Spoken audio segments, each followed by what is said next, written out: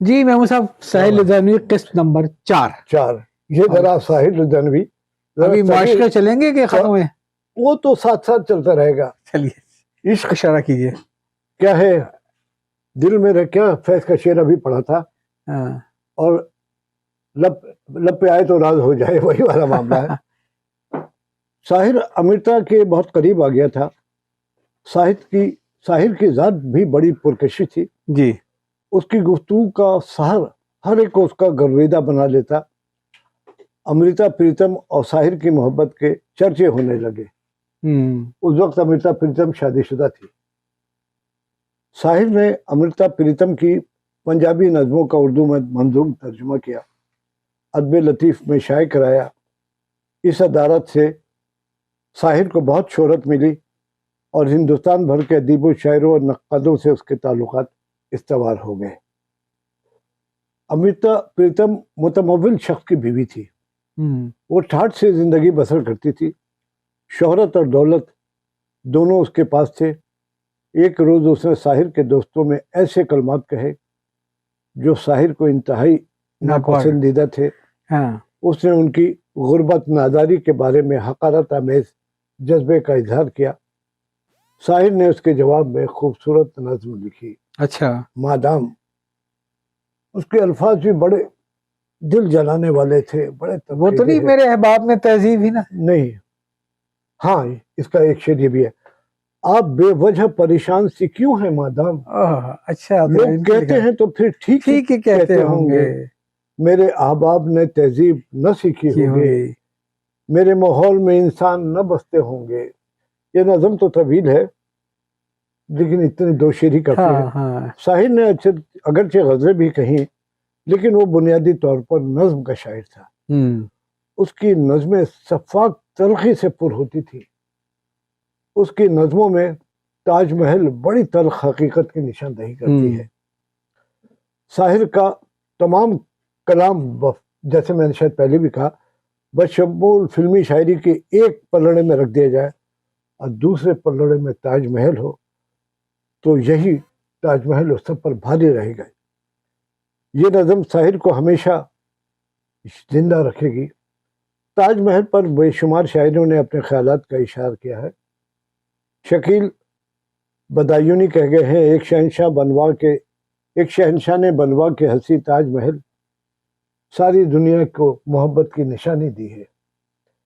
Measure بدانوی کہتے ہیں، اللہ میں تاج محل دیکھ رہا ہوں یا پہلوئے جمنا میں کنول دیکھ رہا ہوں. پہلوئے جمنا میں کنول دیکھ رہا ہوں. لیکن ساحر کی فکر نے اسے نئے معنی دیے. آپ نے دیکھا تاج محل؟ نہیں بھائی. اچھا میں نے دیکھا ہے جمنا کنارے، وہ واقعی اس نے بالکل صحیح کہا ہے. ہاں اس کا شعر ہے، ایک شہنشاہ نے دولت کا سہارا لے کر ہم غریبوں کی محبت کا اڑایا ہے مذاق. یہ شعر ہر خاص و عام میں جن کو یہ بھی نہیں معلوم کہ یہ کس غزل کا کس نظم کا شعر ہے کیا ہے ان کو بھی یہ یاد ہے. اور ایک نظم ہے نور جہاں کے مزار پر، بڑی پراثر طویل نظم ہے جس میں نظام بادشاہت میں اپنے حقوق سے ٹھکرائے ہوئے رعایا اور کچلی ہوئی جانوں کے ساتھ جو ظلم و ستم ہوا اس کی بھرپور عکاسی کی ہے. پہلوئے شاہ میں یہ دختر جمہور کی قبر کتنے گمگشتہ فسانوں کا پتہ دیتی ہے، کتنے خوریز حقائق سے اٹھاتی ہے نقاب، کتنی کچلی ہوئی جانوں کا پتہ دیتی ہے. ساحر کی ایک نظم ہے طول اشتراکیت. اس کا پہلا شعر ہے، جشن بپا ہے کٹیاؤں میں اونچے ایوان کانپ رہے ہیں، مزدوروں کے بگڑے تیور دیکھ کے سلطان کانپ رہے ہیں. 6 اشعار کی نظم میں نظام اشتراکیت سے بہت ساری امیدیں قائم کی گئیں لیکن وہ سب پائے تکمیل کو نہ پہنچ سکی اور اس کے نتیجے میں مایوسی ہر خاص و عام میں پھیل گئی. بس یہ شکر کا مقام ہے کہ ساحر اس ریاست کے ٹوٹنے سے پہلے دنیا سے سدھار گئے، ورنہ اپنے خوابوں کا اپنے سامنے بکھرنے کا منظر ان کو زندہ درگور کر دیتا. اب ذکر ہو جائے ساحر کی زندگی میں آنے والی حسیناؤں کا ذکر حمید اختر کی زبانی. یہ ان سے ہٹ کے جو ہم نے پہلے. ہاں ساحر نے پہلا عشق ایک سیاسی کارکن کی بیٹی مس پریم چودھری سے کیا. जो खुद भी एक पुरखलूस कारकुन थी, बदकिस्मती से ये लड़की तबदिक से मर गई। ओहो, तबदिक यानी टीबी। हाँ समझ गया मैं, टीबी एक जमाने में नाकाबिल इलाज था। नाकाबिल इलाज था। कायद आज़म इतने पैसे वाले वो भी टीबी से मरे। साहिर उसके लिए बहुत रोया, कई रोज अफसरदा रहा। ये उसके कॉलेज की इब्तदाई दिनों की बात है। थोड़े अरसे बाद कॉलेज की दिलचस्पियों ने उसका गम भुला दिया। इस सिलसिले में मजीद तफसील हाफिज लुधियानवी में बयान की है कि लुधियाना के सरकर्दा सरबराहवर्दा कांग्रेस लीडर तिलक राम चौधरी थे। पेशा वकालत था। कांग्रेस के मोअज़्ज़िज़ और बावकार लीडरों में उनका शुमार होता था। उनकी बेटी प्रेम चौधरी कॉलेज की तालबा और मेरी यानी हाफिज लुधियानवी की हम जमात थी। साहिर की शख्सियत और शायरी से बहुत मुतासिर थी। साहिर का इनकलाबी नारा उसके दिल की आवाज़, उसकी रूह को पुकार, उसके जज्बात का तर्जुमान बन चुका था। प्रेम चौधरी कोई हसीन लड़की न थी, मगर उसकी आंखों में ऐसी कशिश, ऐसी जज्बियत थी जिससे कोई मुतासिर हुए बगैर नहीं रह सकता था। उसकी आंखें खुले हुए कवल की तरह, उसमें शहर के तमाम अंदाज मौजूद थे। प्रेम चौधरी के दिल में साहिर का बेपनाह एहतराम था। हम चलते चलते प्रेम चौधरी के घर के पास पहुंच गए। साहिर गली के नुक्कड़ पर ठहर गया, जैसे कोई दरमानदा मुसाफिर मंजिल पर पहुंच कर आसूदा हो जाता है। वो देर तक प्रेम चौधरी के घर की तरफ तकता रहा। प्रेम चौधरी किसी काम से मकान की छत पर आई और चंद लम्हे बाद वापस चली गई। उसको प्रेम चौधरी को साहिर की मौजूद का इल्म न था। साहिर के लिए प्रेम चौधरी की एक झलक ही जिंदगी की लहर थी। वो खामोश चलता रहा। उसने मोहर सुकूत तोड़ दी और एक कथा सुनाया। सामने एक मकान की छत पर मुंतजिर है किसी की एक लड़की, मुझको उससे नहीं ताल्लुक, फिर भी सीने में आग सी है भड़की। ये वही मोबिन मिर्जा साहब के तरतीब दिए हुए जी जी हाँ, बेहतरीन खाफकों में हाफिज लुधियानवी के मजमून के ये है। साहिर पर प्रेम चौधरी की मौत का रद्द अमल देखते हैं। वो किसी से अचानक नुनमल होले सदमे का जिक्र करके अपने जहन का बोझ हल्का करना चाहता था। वो तूफान को रोके हुए था जो उसकी रूह को मुतलातिम किए हुए था। साहिर ज्यादा जब्त न कर सका। इसको इशारे से कमरे में आने का कहा। साहिर तन्हाई में बात करना चाहता था। कमरे में दाखिल होते ही साहिर का सब्र का पैमाना टूट गया। वो तूफान जो इतने देर से रुके हुए था फूट पड़ा। साहिर के खूबसूरत आंखों से अश्क इस तरह बहने लगे जिस तरह बारिश के कतरे गिरते हैं। उसकी आंखों से गम की आबशार जारी हो गई। आंसुओं की कतारें उसके चेहरे पे नागहानी हादसे का उन्माद बन गई। साहिर ने भराई हुई आवाज में कहा, प्रेम चौधरी मर गई। इस दूसरे इश्क की रुदात भी हमीद अख्तर ने इन अल्फाज में लिखी है। साहिर के कुछ दुश्मनों ने एक सिख लड़की से उसके माशरे को बुनियाद बनाकर कॉलेज से निकलवा दिया। ये लड़की ईशर कौर, दुबली पतली खामोश तबीयत बल्कि इंतहाई शर्मीली लड़की थी। उसकी आंखें बड़ी खूबसूरत थी, बड़ी बड़ी बोलती हुई, मजगर हिज़्न याद से भरी हुई। वो किसी से बात नहीं करती। यार लोगों ने उसका नाम नस्वानियत रखा हुआ था। हॉस्टल में रहती थी। साहिर उस पर फिदा हो गया, मगर काफ़ी अरसे तक उसने साहिर की हौसला अफजाई नहीं की। मैंने तीनों बड़े बड़े मुआशरा के सिख औरतों से था। दूसरा ये था, अमृता भी तो सिख थी ना। हाँ ये अमृता भी सिख थी, लेकिन आखिर वो भी दिलचस्पी नहीं लगी। छुट्टी के दिन तन्हाई में इन दोनों को साथ देकर शोर मचा दिया गया। एक स्कैंडल बन गया। बहरहाल नौबत यहाँ तक पहुंची कि इंतजामिया ने इन दोनों को कॉलेज से निकाल दिया। लगता है वहां भी थंडर स्क्वाड हुआ करते थे। दिलचस्प बात यह है कि जब अफवाहें साहिर के वालिद तक पहुंची तो वो अपने गांव से घोड़े पर सवार होकर साहिर का घर आया और कहा, तुमने ये क्या गजब किया, सिख लड़की पर हाथ डाला। कोई मुसलमान लड़की पसंद करते तो मैं खुद उसे उठाकर तुम्हारे पास ले आता। साहिर बहुत कमजोर और नहीफ और नज़ार नौजवान था, जबकि उसका वालिद उस उम्र में भी मजबूत काठी का मालिक था। उसने बजा तौर पर सोचा कि साहिर ये उठाकर लाने का काम ये नौजवान तो नहीं कर सकता। साहिर ये वाकया अपने दोस्तों को मजे ले लेकर हंस हंस कर सुनाया करता था।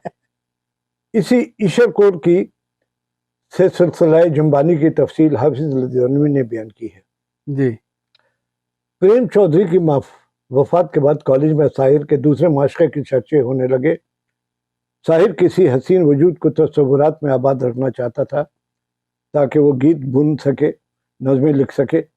ساحر اکیلا نہیں رہنا چاہتا تھا۔ تنہائی کے خیالات کی موت اس کے افکار کی سلیب تھی۔ ایک لمحے کے لیے خود کو اس سب لیب پر لٹکانا گوارا نہ تھا۔ اسی لیے اس نے پریم چودھری کی موت کے چند دنوں بعد ایک دوسرے معاشقے کی ابتدا کر دی تاکہ اس کے خیالات شاداب رہیں، اس کے الفاظ کی نمو باقی رہے، وہ اپنے تخلیق کو پیکر جمیل دے سکے۔ یعنی ساری عمر ہے خوب ہے کہ سجو کے خوب سے ہے خوب تک کہاں، اس چکر میں گڈی نکل گئی اور شادی نہیں کر سکے وہ۔ اچھا، جو حمید کوثر نے جو دوسری محبوب کا نام ایشور کور لکھا ہے جی، لیکن حافظ لدھیانوی نے اسے ایشور کور لکھا ہے، ایک ہی بات ہے۔ ایشور کور دبلی پتلی تیکھے نقوش والی لڑکی تھی۔ خود و خال کتاب سے وہ نقش چغتائی معلوم ہوتی تھی۔ اس کے جسم کے دل آویز خطوط چغتائی کے موئے قلم کا شاہکار نظر آتے تھے۔ یہ الفاظ میں خاکہ نگار کے محمود صاحب نے؟ نہیں، میں نے کہاں دیکھا ساری کو، پتہ نہیں کیا ہو گیا محمود صاحب ساری کو میں دیکھ رہا تھا تو ساحر کی نوبت ہی کہاں آتی۔ یہ پارٹیشن سے پہلے کا، میرے پیدا ہونے سے پہلے کا ہے۔ اس کے جسم کے دل آویز خطوط چغتائی کے موئے قلم کا شاہکار نظر آتے تھے۔ اس کی نیم باز آنکھوں میں بقول لیکن یہ لکھتے ہیں نیم باز آنکھیں اس کا نرم و نازک پیکر اس کی خود میں سمٹ جانے کی ادا ہر شخص کو اپنی طرف وجہ کرتی تھی۔ اس کی معصومیت، اس کی خاموشی نے اس کے ارد گرد ایک طلسماتی حالہ بن رکھا تھا۔ ایشور کور کو دیکھ کر دن کے اجالے میں حسین خواب کا تصور پیدا ہوتا تھا۔ کالج کی دوسری لڑکیوں سے اکثر مختلف تھے۔ اس کا مزاج، اس کی چال، اس کی گفتگو کا ہر انداز شیر کی خوبصورت شکل تھا۔ ہر وقت کھوئی رہتی تھی، جیسے اسے اپنے وجود میں کسی اور وجود کی تلاش تھی۔ وہ دوسری لڑکیوں سے ہر اعتبار سے مختلف تھی۔ ایشور کور ہاسٹل میں رہتی تھی۔ ہاسٹل کے قریب، بالکل کالج کے بالکل قریب تھا۔ لڑکیاں پیدل کالج تک آسانی آ سکتی تھی۔ ایشور کور جب ہاسٹل سے آتی تو ساحر کی نظریں ہر قدم اس کا تعاقب کرتی۔ وہ نغمے کی ایک لہر معلوم ہوتی جو الفاظ سے بے نیاز تھا۔ کیا بات ہے، کیا بات ہے۔ ساحر گفتگو کا بہانہ ڈھونڈ رہا تھا۔ ہاسٹل کی ایک لڑکی نے ہاسٹل کو بتایا کہ ایشور کو قدرت نے آواز کا سحر عطا کیا ہے۔ اچھا۔ ہاسٹل کی لڑکیاں اسے گانے کی فرمائش کرتی مگر وہ بہت کم گاتی تھی۔ وہ جب گاتی تو ایسے معلوم ہوتا اس کی آواز کا سحر دل کے تاروں کو بلا رہا ہے۔ صحیح ہے۔ لڑکیاں دم بخود ہو جاتی، اس ساری مادی دنیا سے نکل کر نغمے کی لطیف و پاکیزہ دنیا میں آباد ہو جاتی۔ ساحر کو موضوع گفتگو مل گیا۔ ساحر کے ذہن سے پرانے معاشقے گرد کی طرح جھڑ چکے تھے۔ یہ مردوں کے ساتھ ایسے ہی ہوتا ہے۔ ایک دن ساحر نے راستے میں روک کر اسے کہا، یونین کے اجلاس میں شرکت کے لیے کہا۔ اس غیر متوقع سوال پر اس کے وجود میں حیا کی ایک لہر دوڑ گئی۔ وہ تو خود سے بھی شرمائے رہتی تھی۔ کالج کے اتنے بڑے مجموعے کے سامنے وہ کیسے کچھ کہہ سکتی تھی؟ اس کی زبان گنگ ہو گئی۔ ساحر کلام کو طول دینا چاہتا تھا۔ ساحر خدا جانے کیا کچھ کہتا رہا، بگ گیا جنوں میں کیا کچھ نہ سمجھے خدا کرے کوئی۔ لیکن وہ زمین پر نظریں گاڑی خاموش کھڑی رہی۔ آخر وہ جواب دیے بغیر ہاسٹل کی طرف چل دی۔ پسینے سے اس کا جسم شرابور ہو رہا تھا۔ یہ پہلا موقع تھا کہ کوئی لڑکا اس سے ہم کلام ہوا تھا۔ وہ ہوئے ہم سے ہم کلام۔ اللہ اللہ اللہ کہاں۔ ایشور کور ساحر کی ملاقات حادثے سے کم نہ تھی۔ ہاسٹل کی چند لڑکیوں نے اسے ساحر سے گفتگو کرتے ہوئے دیکھ لیا۔ ان کو ساحر کے پرانے رومانوں کا علم تھا۔ کالج کی زندگی میں بات کو پر لگ جاتے ہیں۔ ہاں یہ تو ہے، بالکل لگیں گے پر۔ ہاں، اور دیواروں کے بھی کان ہوتے ہیں۔ بالکل۔ ساحر سے چند منٹ کی ملاقات نے اس کے ذہن میں حشر برپا کر دیا تھا۔ صحیح۔ لڑکیوں کو موضوع مل گیا۔ ایشور کور اور ساحر کے بارے میں قیاس آرائیاں شروع ہو گئی کہ چند روز بعد ساحر نے پھر ایشور کور کو یونین کے اجلاس میں گیت سنانے کی فرمائش کی۔ جب وہ ہاسٹل میں گئی تو لڑکیوں نے اسے گھیر لیا. وہ سائڈ سے گفتگو کے بارے میں پوچھنے لگی. ظاہر ہے یہ بات 80-85 سال پہلے کی ہے. اس زمانے میں بھی وہ غیر مسلم معاشرہ تھا, اس میں بڑا رومان تھا. وہ سائڈ سے گفتگو کے بارے میں پوچھنے لگی. ایشور نے کوئی جواب نہیں دیا. اپنے کمرے میں جا کر اس نے دروازہ بند کر دیا. مشرقی لڑکی تھی. اس کی رسوائی کا آغاز ہو چکا تھا. رسوائی کا آغاز ہونے پر ذرا صوفی تبسم کا شعر سن لیجئے. جی جی. دیکھے ہیں بہت ہم نے انجام محبت کے, آغاز بھی رسوائی, انجام بھی رسوائی. تو اس کی رسوائی کا آغاز ہو چکا تھا. اس کو ایسے محسوس ہوا جیسے کوئی جھیل کے شفاف پانی میں پتھر پھینک کر اس کے سکون کو تباہ کر دے. وہ لڑکیوں سے علیحدہ رہنے لگی. وہ کالج کے بعد اپنے کمرے میں بیٹھی رہتی. ساحر کسی نہ کسی بہانے اسے ملتا رہا. ساحر کی جاذب شخصیت اور شدت جذبہ نے اسے ساحر کے قریب کر دیا. ملاقاتیں طول پکڑ گئی. ایشور کور کے من مندر میں محبت کا چراغ روشن ہو چکا تھا. اس کے دل کے سادہ ورق پر محبت کا پہلا نقش تھا, جبکہ ساحر کے دل پر نقش ثانی تھا. ثالث تھا, اربع تھا. اس کو اپنے وجود میں کسی دوسرے وجود کی تلاش تھی. وہ اسے مل گیا تھا. ساحر کی ملاقاتوں نے افسانوی رنگ اختیار کر لیا تھا. کالج کے طلباء میں ان کی ملاقاتوں کا چرچا ہونے لگا. ایشور کور کی بدنامی نے ہاسٹل کی دہلیز سے باہر قدم رکھ لیا. ایشور کور کی ہر ادا ساحر کی شاعری کا موضوع بن گئی. گلستان ادب میں پھر سے باہر آ گئی. ہاسٹل کی لڑکیاں ایشور یا ایشور کو ساحر کا نام لے کر چھیڑتی. ایشور کور سے طرح طرح کی داستانیں وابستہ ہو گئی.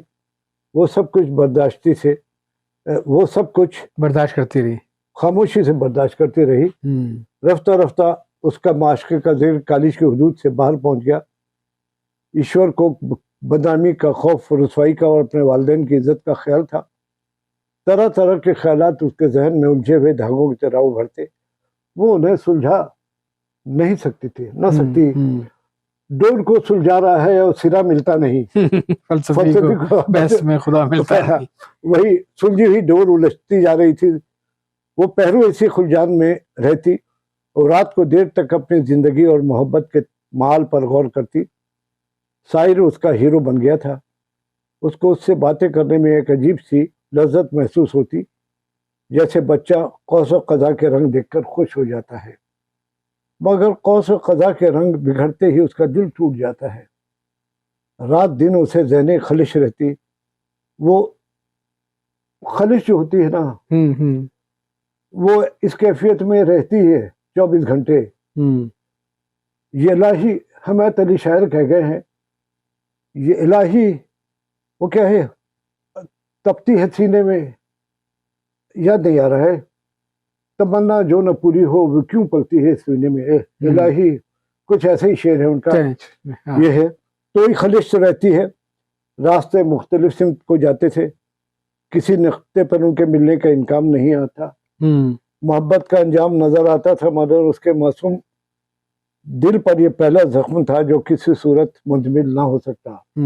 وہ ماں باپ کی عزت پر اپنی محبت قربان کر کے یا رسوائی اور بدنامی کی ظلمتوں میں ہمیشہ بھٹکتی رہے, یہ اسے منظور نہ تھا.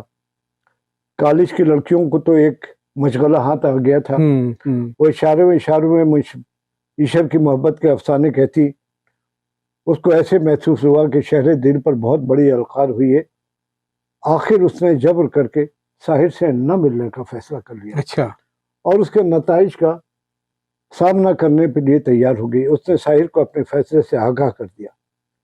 ساحر وہ اس غیر متوقع فیصلے کو سن کر رہ گیا. اسے محسوس ہوا جیسے پینگ بلند ہو کر اچانک ٹوٹ جائے اور پینگ جھولنے والا دھڑام سے زمین پر گر جائے. تو میرا خیال ہے اس قسط کو یہیں پر روکیں. اچھا, وہ کبھی لمبی کبھی چھوٹی قسم. ہاں, یہ وہ باقی چھڑی قسم ہے. حمایت علی شاعر کا شعر اوزق جو ذہن میں نہیں آتا, ذہن میں عجیب ہے سالہ. ایک منٹ بتا دیے اس کو بعد میں. الہی یہ کیسی آگ سی جلتی ہے سینے میں, الہی یہ کیسی آگ سی جلتی ہے سینے میں, تمنا جو نہ پوری ہو وہ کیوں پلتی ہے سینے میں. ٹھیک ہے, یہ ہے. میں توڑتا ہوں حلقہ زنجیر و خشت کو ہاں میں جتنا توڑتا ہوں حلقہ زنجیر و خشت کو، اسی صورت سے ایک زنجیر نو ڈھلتی ہے سینے میں، اسی صورت سے ایک زنجیر نو ڈھلتی ہے سینے بہت میں۔ عمدہ ہے، بہت عمدہ ہے۔ یہ ہے